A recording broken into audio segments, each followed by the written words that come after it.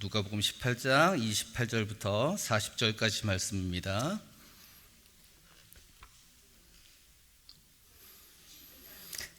19장 죄송합니다. 19장 28절부터 40절까지입니다. 교독하겠습니다. 예수께서 이 말씀을 하시고 예루살렘을 향하여 앞서서 가시더라.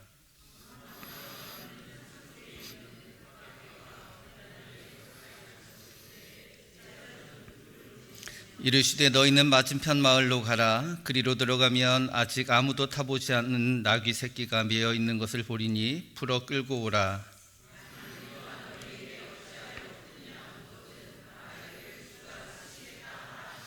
보내심을 받은 자들이 가서 그 말씀하신 대로 만난지라.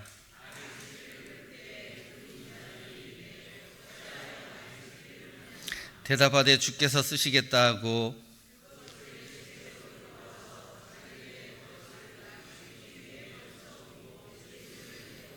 가실 때에 그들이 자기의 겉옷을 길에 펴더라.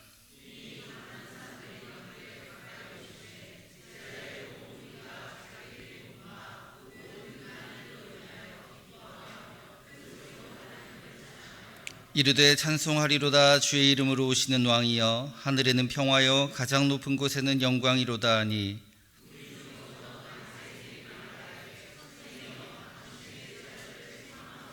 함께 읽겠습니다. 대답하여 이르시되 내가 너희에게 말하노니 만일 이 사람들이 침묵하면 돌들이 소리 지르리라 하시니라. 아멘. 할렐루야. 예수님 부활하셨습니다. 아멘. 예수님의 부활하신 것이 왜 중요할까요? 왜 중요할까요?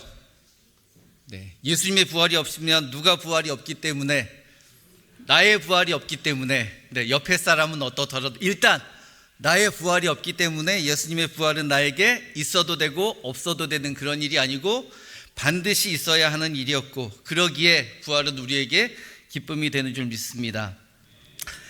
오늘 말씀 여러분 잘 알고 계신 말씀이기에 조금 길긴 하지만 여러분 이야기를 잘 생각하시고요. 오늘은 관점을 좀 바꿔보려고 합니다. 우리가 이 말씀을 볼 때 나귀 타고 입성하시는 예수님의 관점에 중심을 두게 되는데, 오늘 말씀은 예수님이 입성하신 예수님의 모습이 아니고 무리들의 모습에 좀 집중을 해보려고 합니다. 여러분 전에 목사님께서 한번 보여주셨던 예루살렘으로 가는 길, 산으로 사진으로 이렇게 된 거 몇 번 보셨죠? 그걸 기억하시면 예루살렘으로 올라가기 전에 예수님이 오시는 시온산에서 내려오시는 모습이 보인다고 합니다. 내려왔다가 예루살렘으로 다시 올라가는 길이 되기 때문에, 그래서 예수님이 나귀 타고 오시는 모습을 무리들이 일찌감치 볼 수 있었습니다. 그리고 그 예수님의 오시는 모습을 향해서 무리들이 두 가지 모습을 보이게 됩니다. 자, 먼저 오늘 무리들의 보이는 모습을 보면 36절부터 37절까지 말씀을 함께 읽겠습니다. 36절 37절입니다. 가실 때에 그들이 자기의 겉옷을 길에 펴더라. 이미 감람산 내리막길에 가까이 오시며 제자의 온 무리가 자기들이 본 바 모든 능한 일로 인하여 기뻐하며 큰 소리로 하나님을 찬양하여. 아멘. 예수님의 오시는 모습을 보고 무리들이 했던 반응이 있죠. 큰 소리로 누굴 찬양했다고요? 하나님을 찬양했다고 합니다. 왜 하나님을 찬양했을까요? 예수님이 오시는데 왜 하나님을 찬양했을까요? 예수님을 환영하고 예수님을 찬양하는 것이 맞지 않을까요? 왜 예수님의 모습을 보고 하나님을 찬양했을까요? 예수님의 오심이 무엇이 이루어지는 거예요? 하나님의 뜻이, 하나님의 말씀이 이루어지는 것이지요. 그러니까 그 모습을 보고 무리들은 예수님의 오시는 모습을 보고 하나님께 소리 지르며 큰 영광을 보이게 됩니다. 또한 다른 곳에서는 여러 가지 모습들로 보이게도 되지만 오늘 말씀에는 36절에 자기들의 겉옷을 피는 모습이 보이게 됩니다. 겉옷 피는 거 말고 다른 데서는 사람들이 또 하나 했던 행동이 있죠. 뭘 흔들었더라? 종려나무 가지를 흔들었더라. 그래서 종려주일이죠. 만약에 그날 다른 나무 가지를 흔들었다면 다른 주일이 됐을지도 모릅니다. 왜 종려나무 가지를 흔들었을까요? 왜 종려나무 가지를 흔들었을까요? 가장 구하기 쉬웠던 거죠. 그들의 삶 가운데 가장 구하기 쉬웠던 것, 그것을 가지고 내가 가진 것이 없기에, 내가 준비할 것이 없기에 보이는 흔한 것을 가지고 그것으로라도 예수님을 환영하고 싶었던 그 모습입니다.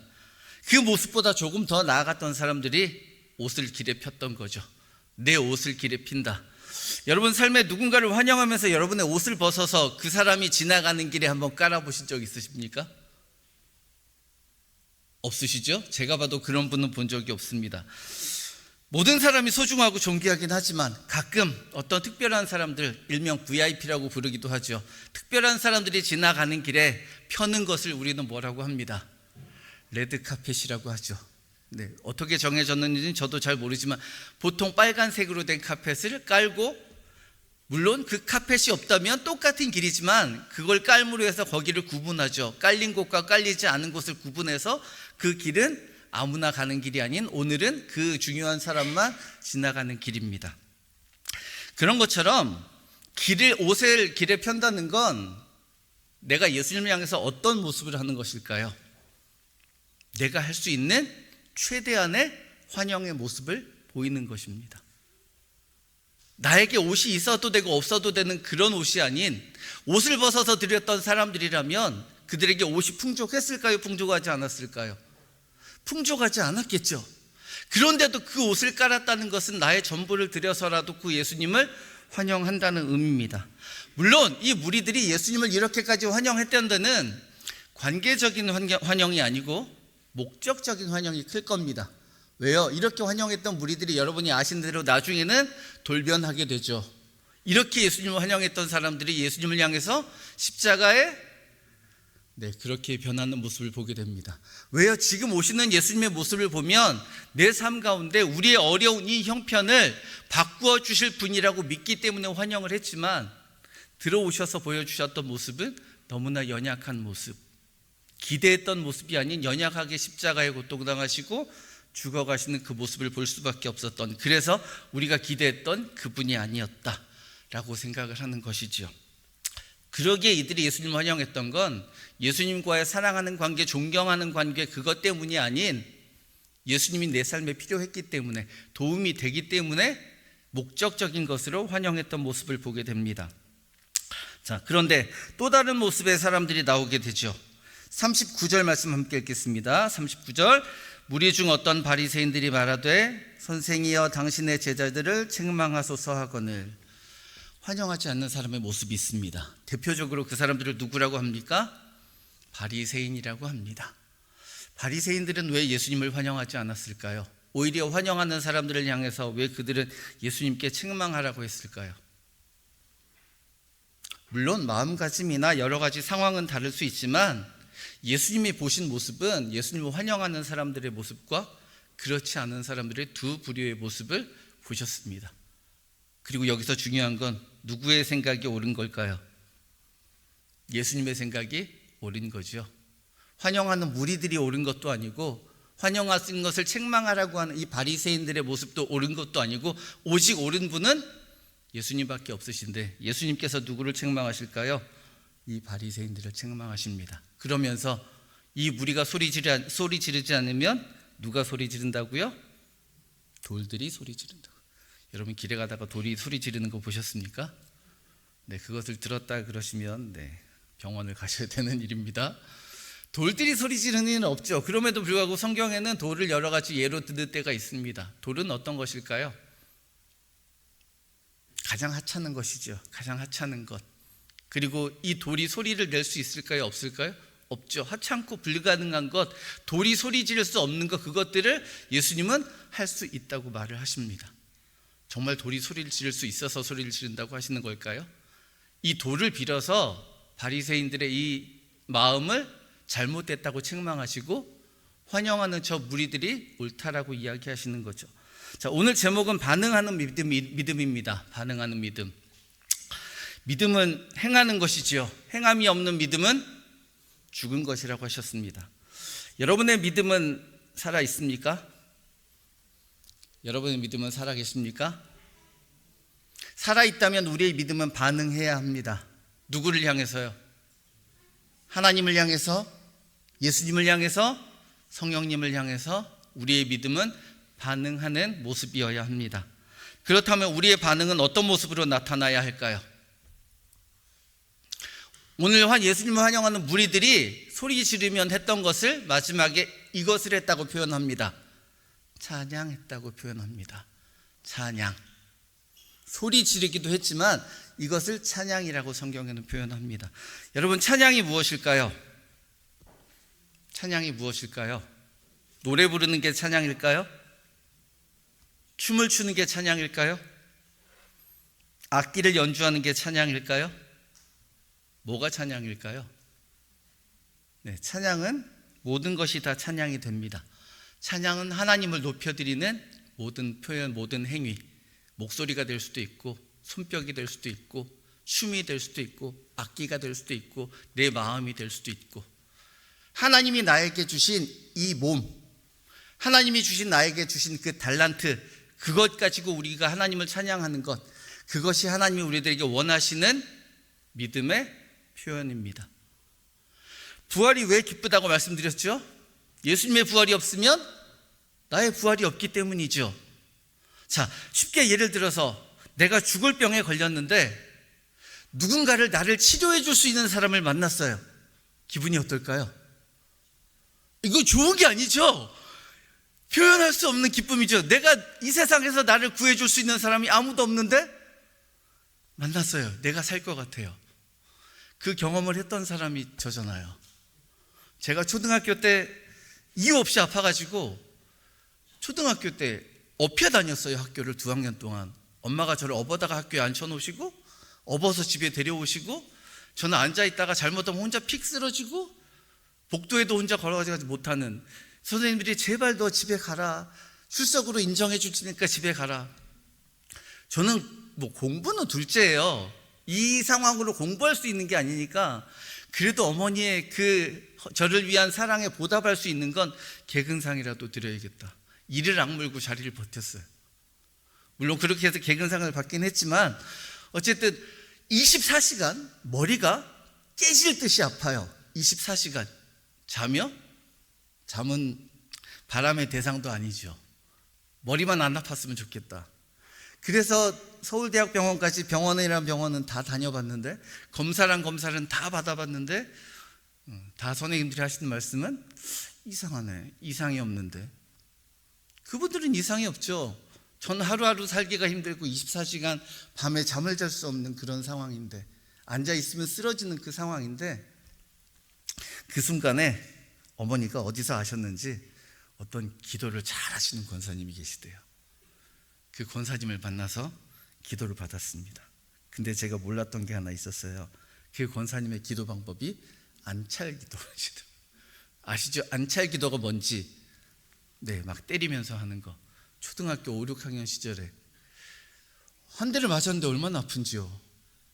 두 대를 맞았는데 더 아파요. 여기서 일어나고 싶은데 제가 안 일어났습니다. 왜 안 일어났을까요? 이분이면 저를 살려줄 수 있을 것 같아서. 이를 악물고 열심히 참아서 기도가 끝났습니다. 어떻게 됐을까요? 나았겠죠? 아니요. 제 온몸에 남은 건 멍밖에 없더라고요. 나중에 제가 어떻게 해서 나았는데, 나은 방법은 이 세상의 약물도 아니었고 어떤 사람도 아니었어요. 그 어떤 것도 저를 낫게 해주는 사람은 아무도 없었어요. 그래서 제 고백은, 이거는 사람이 할 수 있는 일이 아니고 하나님이 저를 고치셨다 라고 고백을 합니다. 우리가 이런 일만 있어도 이렇게 기쁠 텐데, 내 삶에 부활이 없다면, 교회를 평생 다녔는데 부활이 없다면 어떠실까요? 이건 허무한 것도 아니고 슬픔을 넘어서서 어떻게 통곡을 해야 되는 일일 수도 있습니다. 그러나 예수님께서 죽으신 것도, 부활하신 이유는 우리의 무엇이 되어주시기 위해서, 우리의 부활의 소망이 되어주시기 위해서. 나를 보고 너희들도 나를 같은 부활이 있을 것이다. 누구를 통해서? 나를 통해서 부활이 있을 것이다 말씀하십니다. 비록 예수님이 오늘 우리 교회 가운데 오시는 건 아니지만, 나귀를 타고 동암교회 가운데 오시는 건 아니지만, 우리가 그 부활을 맞이하면서, 부활주의를 맞이하면서 우리의 모습은 정말 기쁨으로 반응해야 합니다. 왜요? 그것이 나의 부활이 되는 길이라니까요. 나의 생명이 되는, 나의 영생이 되는 길이라니까요. 그러니까 우리는 기쁨으로 반응해야 합니다. 우리가 반응할 수 있는 길이 무엇이 있을까요? 그것이 찬양이지요. 오늘 칸타타를 앞두고 우리 함께 찬양할 텐데요. 칸타타는 누가 하는 걸까요? 여기 흰 옷을 입으신 분들만 찬양할 칸타타 하시는 거겠죠? 맞습니까? 그럼 누가 칸타타를 하는 걸까요? 네, 우리 모두 같이 하는 거죠. 여러분이 박수 쳐주시고, 여러분이 호응해 주시고, 여러분이 함께 하는 것, 그것을 누구를 향해서 하는 것일까요? 하나님을 향해서, 예수님을 향해서 하는 것. 예수님께서 그것이 옳다 말씀하십니다. 여러분이 그렇게 하시지 않으면 뭐가 한다고요? 저 밖에 있는 돌이 대신 그렇게 할 거라고요. 우리 시간 칸타타 할 때에 앞에서 하시는 분들만 하지 마시고, 우리의 마음을 함께 하시고, 목소리도 함께 하시고, 하나님께서 주신 이 손뼉도 함께 하시고, 우리의 모든 것을 다해서 함께 하나님을 높여드리는 귀한 시간 됐으면 좋겠습니다. 기도하겠습니다. 하나님 감사합니다. 우리의 부활이 소망이 되어 주셔서 우리가 또한 기쁨으로 예배하며 기쁨으로 나아가게 하시니 감사합니다. 이 시간도 우리의 부활이 소망이 되어 주신 그 예수님을 향하여 이 시간 찬양으로 높여드리기를 원합니다. 우리 가운데 함께하여 주셔서 우리가 드리는 모든 찬양을 통하여 홀로 영광받아 주시옵소서. 예수님의 이름으로 기도합니다. 아멘.